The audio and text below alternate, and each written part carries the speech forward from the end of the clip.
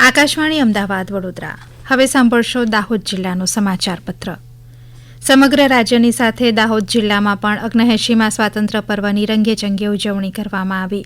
દાહોદના લીમખેડા તાલુકામાં આવેલા મોટા હાથીધરા ક્રિકેટ ગ્રાઉન્ડ ખાતે દાહોદ જિલ્લા કલેક્ટર યોગેશ નિરગુડેના હસ્તે ધ્વજવંદન કરવામાં આવ્યું હતું. આ પ્રસંગે કલેક્ટર યોગેશ નિરગુડેએ આઝાદી અપાવનાર શહીદોને શાબ્દિક શ્રદ્ધાંજલિ આપતા કહ્યું હતું કે વિકાસના ગ્રોથ એન્જિન તરીકે ગુજરાત પ્રસ્થાપિત થયું છે, જે આપણા માટે ગૌરવની બાબત છે. દાહોદને વિકસિત દાહોદ બનાવવા માટે સરકાર પ્રયત્નશીલ છે. વધુમાં તેમણે ઉમેર્યું હતું કે નાગરિકોની સુખાકારી અને જીવન ધોરણમાં સુધારો લાવવા માટે રાજ્ય સરકાર કાર્યરત છે. દાહોદ જિલ્લાની વિવિધ શાળાઓમાંથી આવેલા વિદ્યાર્થીઓ દ્વારા ઓપરેશન સિંદૂરની થીમ ઉપર દેશભક્તિ ગીત સાથે ડાન્સ, ગરવી ગુજરાતનો અર્વાચીન માતાજીનો ગરબો, આદિવાસી લોકનૃત્ય, લેઝિમ નૃત્ય તેમજ ઓપરેશન સિંદૂર થીમ હેઠળ નાટક પ્રસ્તુત કરવામાં આવ્યું હતું. દાહોદ જિલ્લાના શ્રેષ્ઠ કામગીરી કરનાર અધિકારીઓ, કર્મચારીઓ, શિક્ષકો, વિદ્યાર્થીઓ અને પોલીસ કર્મીઓને જિલ્લા કલેક્ટર તેમજ ઉપસ્થિત મહાનુભાવોના હસ્તે ઇનામ, એવોર્ડ અને સન્માનપત્ર આપવામાં આવ્યા હતા. આ સાથે સાથે લીમખેડા તાલુકાના વિકાસ અર્થે લીમખેડા મામલતદારને 25 લાખ રૂપિયાનો ચેક અર્પણ કરવામાં આવ્યો હતો. દાહોદ જિલ્લાના ઝાલોદ અને લીંબડી ખાતે રાષ્ટ્રીય સ્વતંત્રતા પર્વની ઉજવણીના ભાગરૂપે સ્વતંત્રતા સપ્તાહ હર ઘર તિરંગા હર ઘર સ્વચ્છતા અભિયાન અંતર્ગત ધારાસભ્ય મહેશભાઈ ભુરિયાના અધ્યક્ષસ્થાને તિરંગા યાત્રાનું આયોજન કરવામાં આવ્યું હતું. આ યાત્રામાં લોકોએ હર્ષોલ્લાસ સાથે ભાગ લઈ સમગ્ર વાતાવરણને દેશભક્તિના રંગથી રંગ્યું હતું. દાહોદ જિલ્લામાં નવું નજરાણું તરીકે ઉભરી આવેલા આદિજાતિ મ્યુઝિયમ ખાતે દાહોદ પ્રભારી મંત્રી કુબેરભાઈ ડિંડોરની અધ્યક્ષતામાં સંપૂર્ણતા અભિયાન સન્માન સમારોહ યોજવામાં આવ્યો હતો. જિલ્લાનું એસ્પિરેશનલ ડિસ્ટ્રિક્ટ અને બ્લોક હેઠળ શ્રેષ્ઠ કામગીરી કરવા માટે જિલ્લા કલેક્ટર યોગેશ નિરગુડેનું મુખ્યમંત્રી ભૂપેન્દ્ર પટેલના હસ્તે સુવર્ણચંદ્રક તેમજ પ્રમાણપત્ર આપી સન્માન કરવામાં આવ્યું હતું, જેની નીતિ આયોગ દ્વારા પણ નોંધ લેવામાં આવી છે.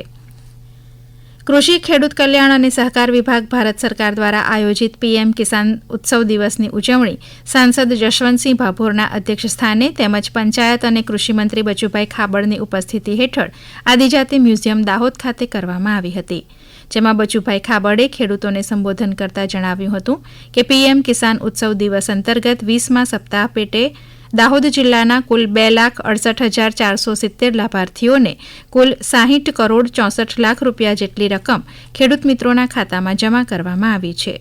દાહોદ જિલ્લાના ખેડૂતોને ખેતીવાડી વિભાગ તરફથી વિવિધ પ્રકારની સહાય આપવામાં આવી રહી છે. દાહોદ જિલ્લાના ફતેપુરા તાલુકામાં પ્રાથમિક આરોગ્ય કેન્દ્ર સાગડાપાડા ખાતે મુખ્ય જિલ્લા આરોગ્ય અધિકારી, જિલ્લા ક્ષય અધિકારી તથા તાલુકા આરોગ્ય અધિકારીના માર્ગદર્શન હેઠળ ટીબી એક્સ-રે વાન સાગરપાડા ગામ ખાતે આવી હતી, જેમાં 100 શંકાસ્પદ ટીબીના લક્ષણો ધરાવતા લાભાર્થીઓના એક્સ-રે પાડવામાં આવ્યા હતા. તમામની વજન, ઊંચાઈ, બીપી, ડાયાબિટીસની તપાસ કરવામાં આવી હતી. દાહોદ તાલુકાના પ્રાથમિક આરોગ્ય કેન્દ્ર બાવકા ખાતે મુખ્ય જિલ્લા આરોગ્ય અધિકારીના માર્ગદર્શન હેઠળ WHOની 2025ની થીમ ઉપર વિશ્વ સ્તનપાન સપ્તાહની ઉજવણી કરવામાં આવી હતી. માતાનું ધાવણ શિશુને નિમોનિયા તેમજ ઝાડા જેવી જીવલેણ બીમારીઓથી બચાવે છે, તેમજ ભવિષ્યમાં શિશુને સ્થૂળતા, લોહીનું ઊંચું દબાણ અને ડાયાબિટીસ જેવા અન્ય રોગો થવાનું જોખમ ઘટાડી શિશુના શારીરિક અને ભૌતિક વિકાસમાં મદદરૂપ બને છે. પ્રાથમિક આરોગ્ય કેન્દ્રના મેડિકલ ઓફિસર દ્વારા માતાઓને બાળક માટે સ્તનપાનના ફાયદા વિશે માર્ગદર્શન આપવામાં આવ્યું હતું. દાહોદમાં સરકારી ઇજનેરી કોલેજ અને જિલ્લા મહિલા અને બાળ અધિકારીની કચેરી દાહોદના સંયુક્ત ઉપક્રમે સરકારી ઇજનેરી કોલેજ ખાતે કામકાજના સ્થળે મહિલાઓની થતી જાતીય સતામણી અધિનિયમ 2013 હેઠળ કાયદાકીય માર્ગદર્શન કાર્યક્રમ યોજવામાં આવ્યો હતો. આ અંગે પ્રોટેક્શન ઓફિસર પંકજ પટેલે પીપીટી દ્વારા વિગતે જાણકારી આપતા જણાવ્યું હતું કે આંતરિક અને સ્થાનિક સમિતિની કામગીરી એક સિવિલ કોર્ટની કામગીરી બરાબર હોય છે.